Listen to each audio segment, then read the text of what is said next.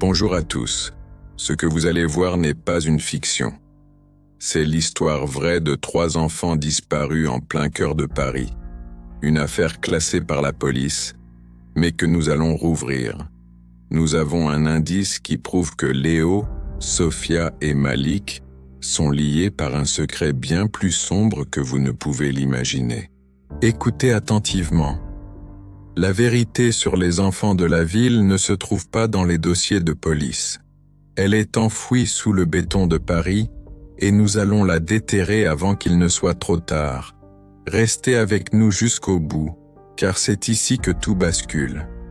Le silence ici n'est pas l'absence de bruit. C'est le bruit d'une ville qui a choisi d'oublier.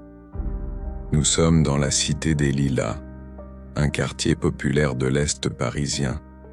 Un lieu où les immeubles de briques rouges racontent une histoire de promesses non tenues.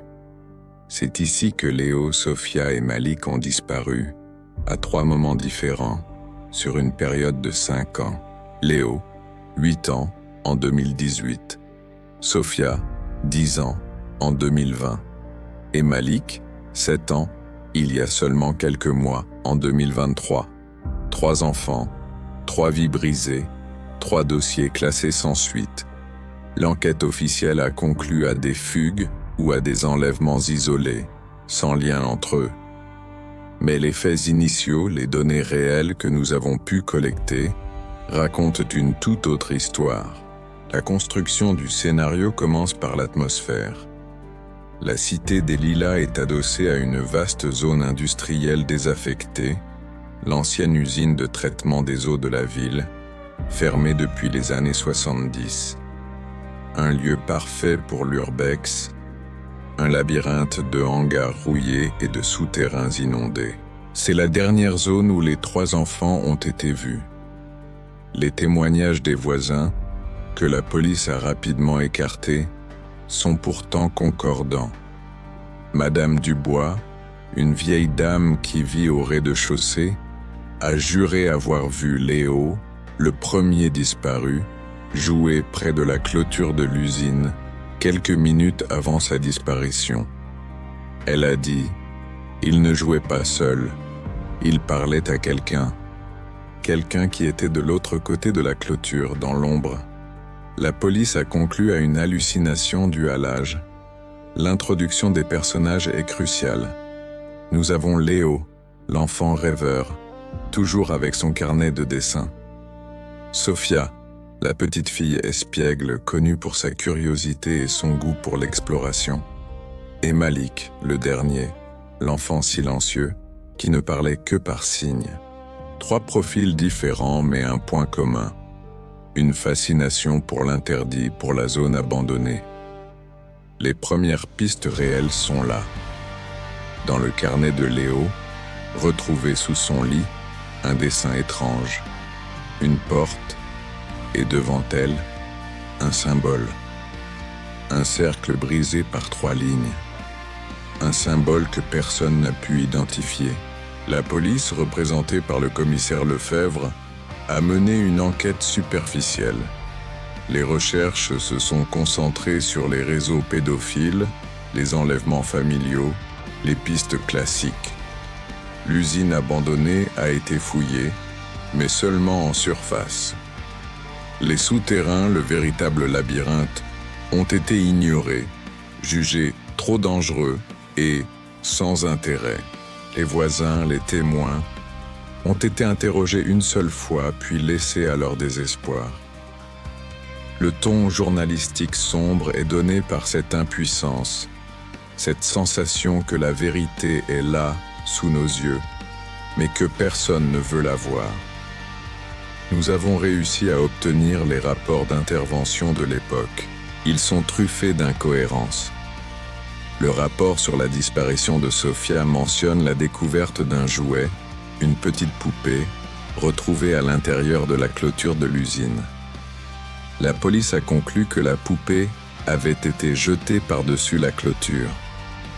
Mais la mère de Sophia a formellement identifié la poupée comme étant celle que Sophia portait toujours sur elle. Une poupée qu'elle n'aurait jamais jetée. C'est une première fissure dans le récit officiel. Le contexte sombre s'épaissit avec l'histoire de l'usine. L'ancienne usine de traitement des eaux n'était pas seulement une usine.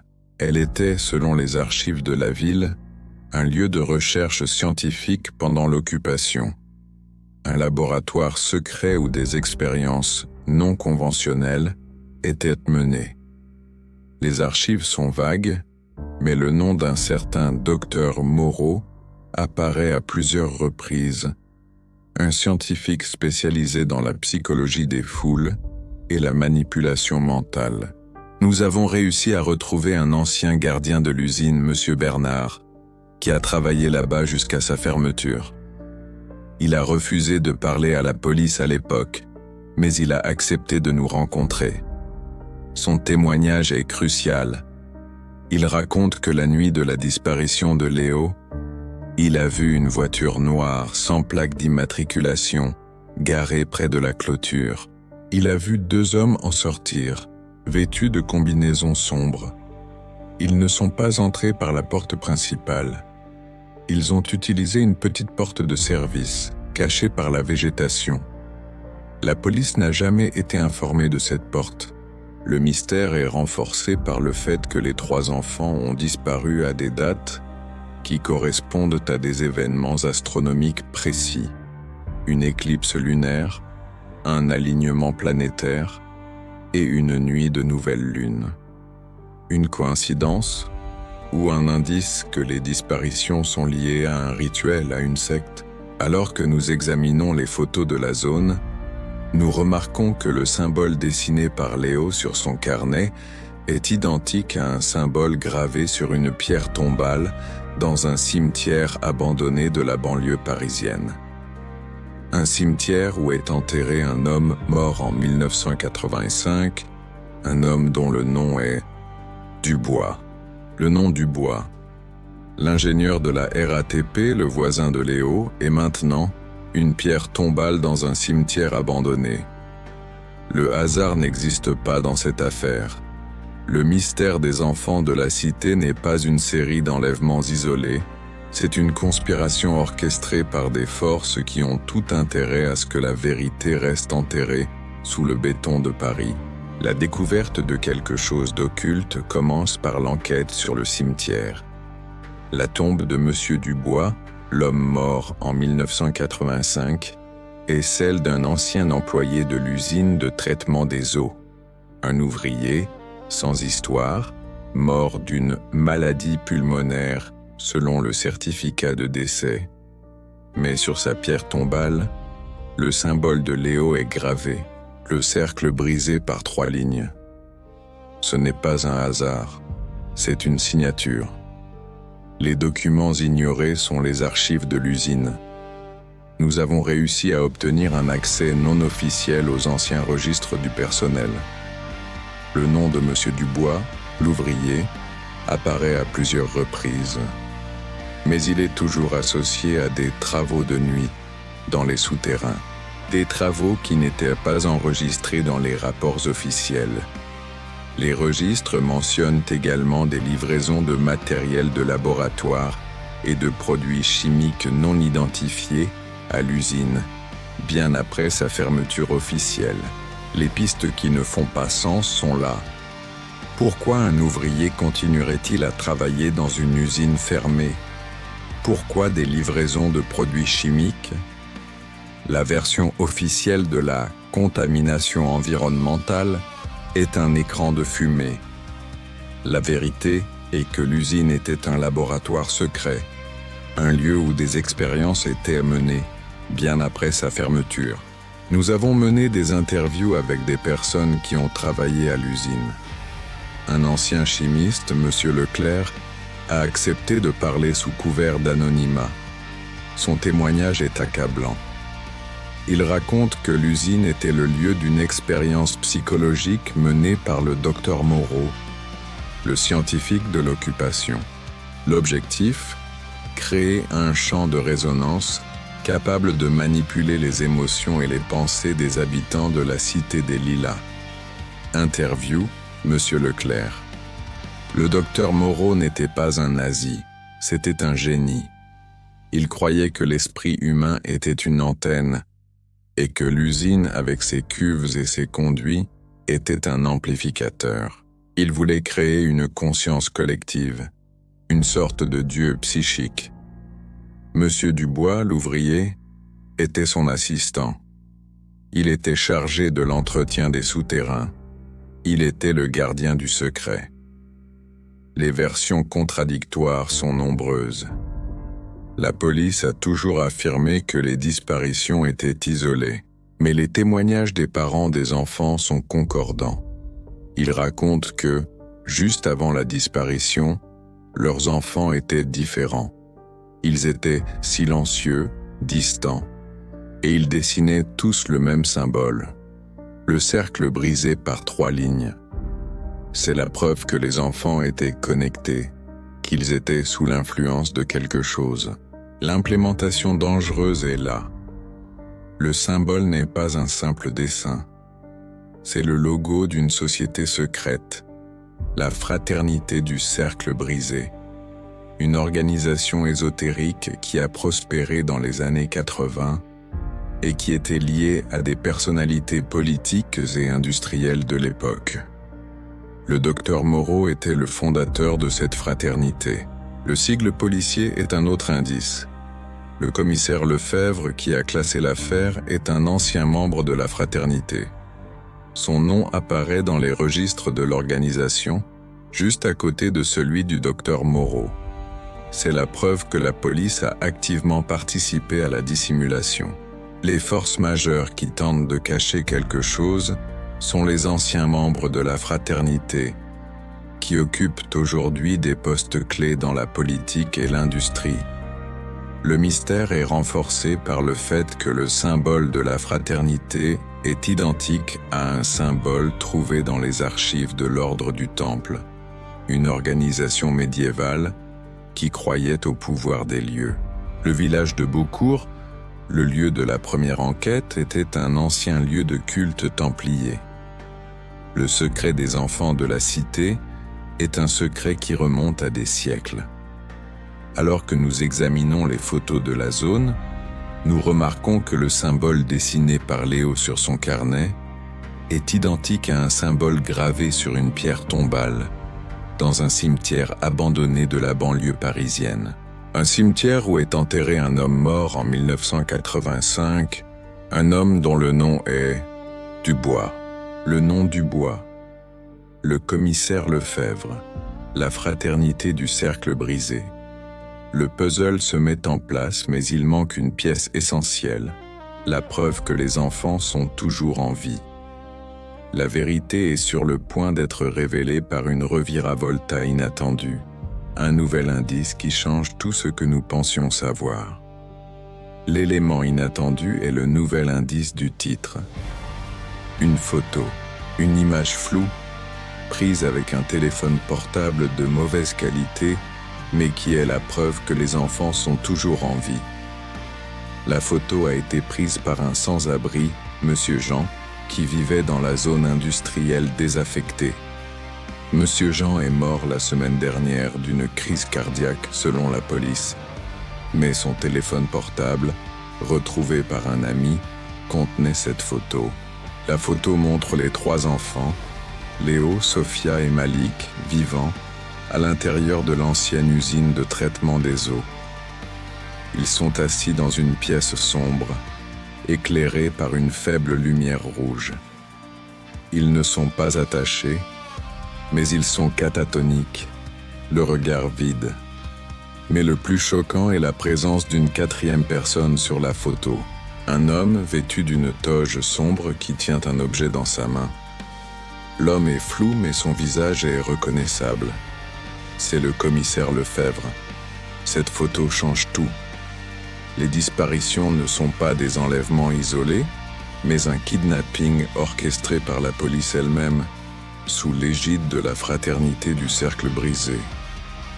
Le commissaire Lefebvre n'a pas classé l'affaire, il l'a couverte. La nouvelle ligne investigative est claire. Le commissaire Lefebvre est le maillon faible de la conspiration. Nous devons le confronter, mais avant cela, Nous devons comprendre le sens de la photo. L'homme tient un objet dans sa main. Un objet qui ressemble à un médaillon avec le symbole de la fraternité gravé dessus. Le conflit interne est là. Le narrateur est un ancien journaliste d'investigation qui a toujours cru en la justice. Mais cette affaire le confronte à la corruption de l'État, à la collusion entre la police et une secte ésotérique. Le risque est réel. Publier cette photo, c'est se mettre en danger de mort. Nous avons réussi à obtenir un témoignage inédit d'un ancien membre de la fraternité, M. Martin, qui a quitté l'organisation dans les années 90. Il raconte que la fraternité utilisait les souterrains de l'usine pour des rituels qui impliquaient des enfants. Des rituels destinés à créer une conscience collective, une sorte de dieu psychique. Les enfants étaient les antennes de cette conscience. Le témoignage de M. Martin est accablant. Il raconte que le docteur Moreau, le fondateur de la fraternité, était obsédé par la création d'un champ de résonance capable de manipuler les émotions et les pensées des habitants de la Cité des Lilas. Les enfants étaient les antennes de cette conscience. La chronologie ne ferme pas. La fraternité a été démantelée en 1995, selon la police. Mais la photo de M. Jean a été prise en 2023. C'est la preuve que la fraternité est toujours active et que le commissaire Lefebvre est son chef. Alors que nous examinons la photo, nous remarquons un détail troublant. Sur le mur, derrière le commissaire Lefebvre, une inscription est gravée. Une inscription en latin, non omnis moriar. Je ne mourrai pas tout entier. Une phrase qui était la devise du docteur Moreau. Le commissaire Lefebvre n'est pas le chef de la fraternité. Il est le successeur du docteur Moreau. L'inscription en latin. Le commissaire Lefebvre. Le docteur Moreau. Le puzzle est complet. Nous sommes devant la porte de la vérité. La promesse du début est sur le point d'être tenue. Nous avons pénétré dans les souterrains de l'usine, guidés par la photo de M. Jean. Le lieu est un labyrinthe de couloirs sombres, inondés, où l'air est lourd et froid. Nous arrivons à la pièce de la photo. Elle est vide. Les enfants ne sont plus là. Le commissaire Lefebvre a déménagé son laboratoire. La révélation finale est là. Le commissaire Lefebvre n'est pas le chef de la fraternité. Il est le successeur du docteur Moreau, l'homme qui a créé le champ de résonance dans les souterrains de l'usine. Les enfants n'ont pas été enlevés pour être tués. Ils ont été enlevés pour être utilisés. L'explication claire est là. Le docteur Moreau, avant de mourir, a transmis son savoir à son successeur, le commissaire Lefebvre. Le but de la fraternité, créer une conscience collective capable de manipuler les émotions et les pensées des habitants de la Cité des Lilas. Les enfants étaient les antennes de cette conscience. Le commissaire Lefebvre a continué les expériences de son maître. Les enfants étaient soumis à des rituels psychologiques, des séances d'isolation sensorielle, destinées à les transformer en antennes du dieu psychique.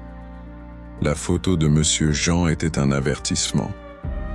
Nous avons réussi à localiser le nouveau laboratoire du commissaire Lefebvre, un ancien bunker militaire, situé sous le cimetière abandonné de la banlieue parisienne, le lieu où est enterré M. Dubois, l'ouvrier. Le commissaire Lefebvre a utilisé la tombe de son ancien assistant comme couverture. Le climax est là. Nous pénétrons dans le bunker. La pièce est sombre, éclairée par une faible lumière rouge. Les trois enfants sont là, assis dans des fauteuils, le regard vide. Le commissaire Lefebvre est au centre de la pièce vêtu d'une toge sombre, tenant le médaillon de la fraternité. Il est en train de mener un rituel.